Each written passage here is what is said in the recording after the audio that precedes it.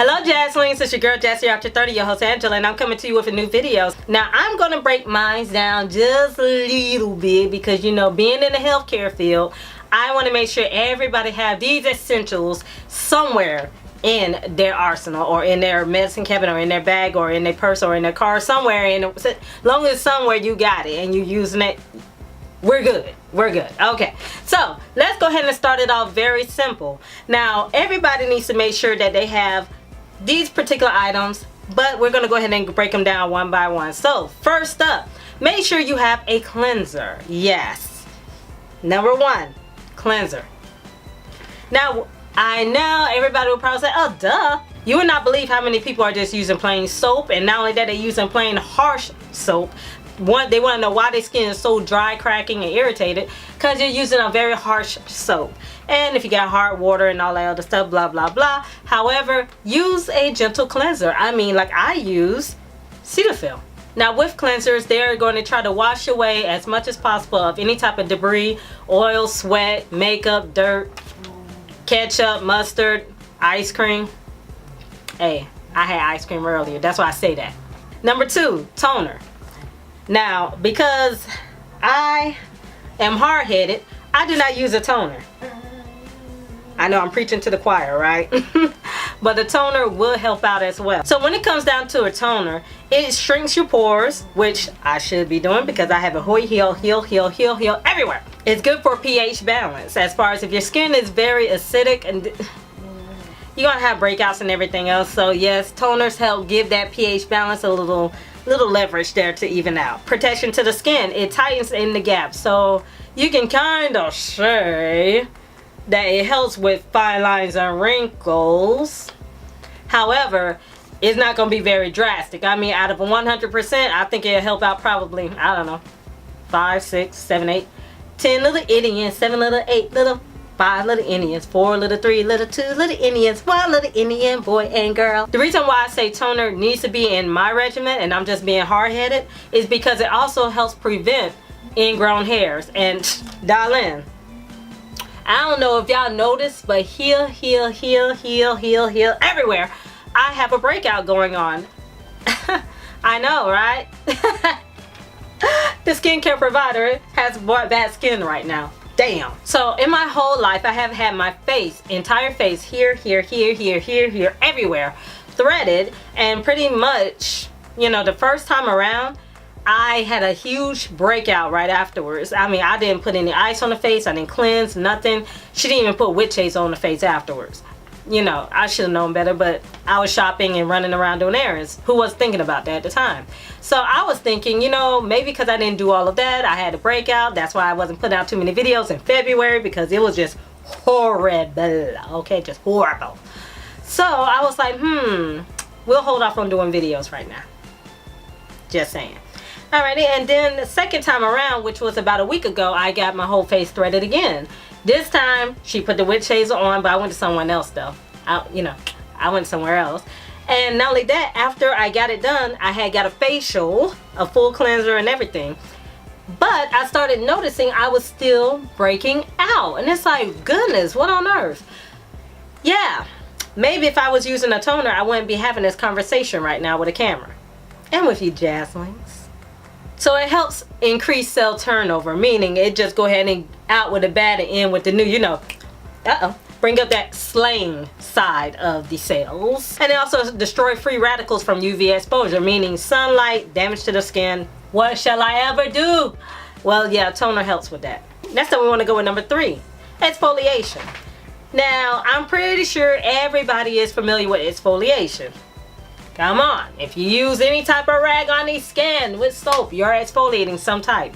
But you're not exfoliating probably enough, I'll say that. But let's go ahead and get to some information about it.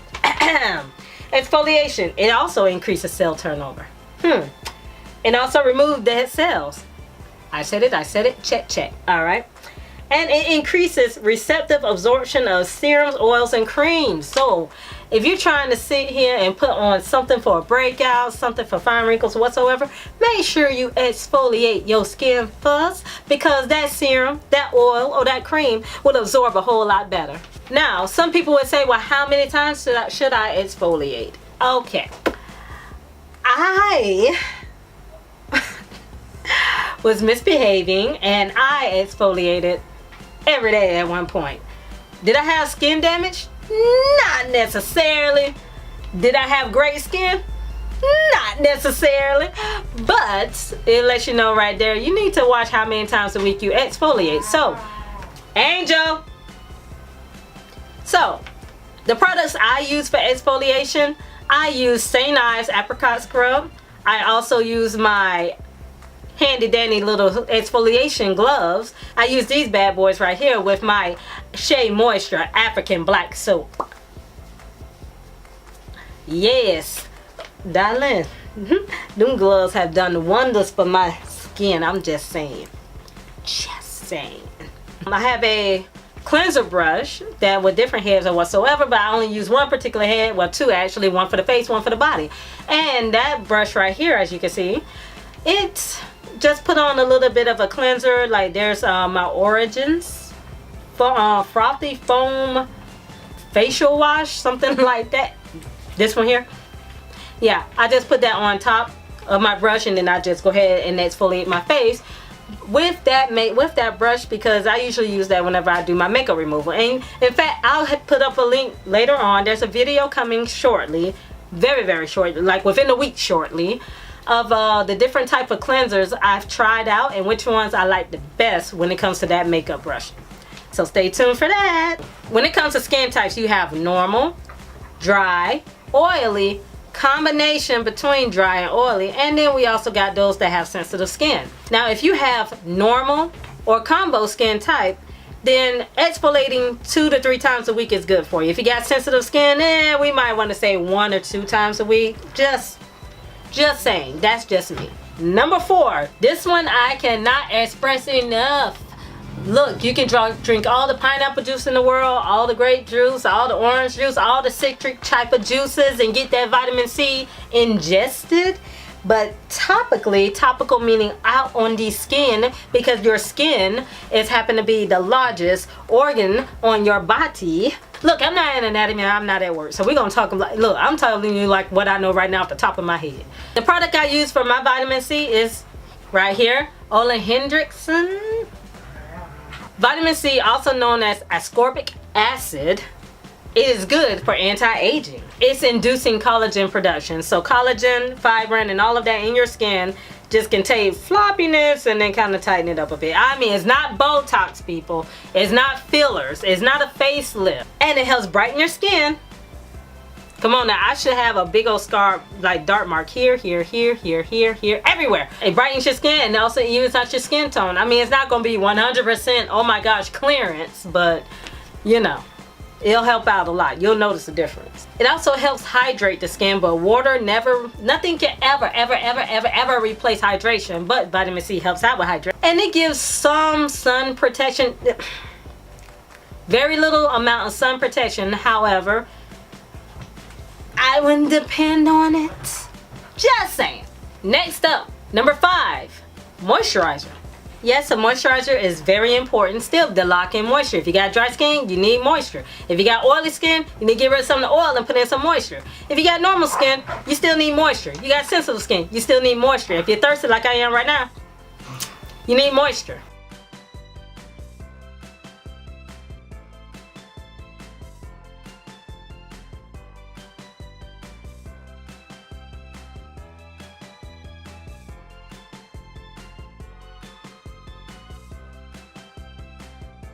There are different types. There are different types of moisturizers. If you don't believe me, check it out. You have a humectant, ceramide, emollient, and occlusive. It's just how it's locking in that moisture. That's all it is for a moisturizer. It's self-explanatory. Just make sure it's a non-comedogenic. That word right here. I can never say it correctly, but this is what I'm gonna say. Make sure it doesn't cause any breakouts for you. And last but not least, number 6, sunscreen. Yes, African Americans, those of us with pigmentation in our skins, the Melanin Society, yes, we need to use sunscreen too. There are 2 types of sunscreens. There's physical and there's chemical. Now also, that will be another video later down the road because that's a lot of information, and again, I'm trying to keep this video short. When it comes down to sunscreen, you want to make sure when it's either chemical or physical, you're getting what you need. And right now, I can tell you right now, the American Academy of Dermatology, we all recommend using SPF 30 or higher. Yes, apply it 15 to 30 minutes before you go to the beach, please. So if you're going to the beach at 3 o'clock, safe to say, put it on at, I don't know, 2 o'clock, because you know you got to make that drive. You're going to be sitting in the car, the sun's going to be on you, la da da da da da. 15 to 30 minutes before going into sunlight. So 2 o'clock, put it on outside, you're at 3 o'clock. There you go. You're covered. You're covered. There are makeup out there, ladies and gentlemen, that do have sunscreen in it. You got the foundation got 15, you got your powder that got 15, you got probably a concealer that got 20, so that's 15, 15, that's 30, plus 20, that's 50. So you're like, oh, I'm good, I got SPF 50 on, right? Wrong. It does not add up whatsoever.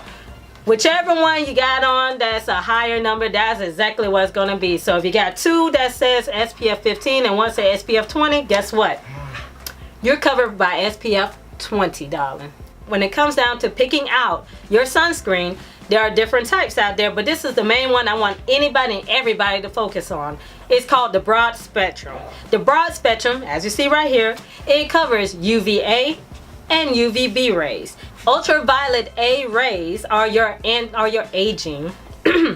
Ultraviolet A rays are pretty much your aging type of rays. This is going to pass through the window and it's going to tan you. That's why you can sit here and say, I haven't been outside all day. I've been in the car. The sun been shining on me. How I still got a little color here? Because it passed through the window. Got to have the kind of tint on your window that covers UVA rays, okay? Okay? But here it is when it comes to UVB rays. That is the ultraviolet B ray, beta, alpha, come on, alpha, beta, I don't know.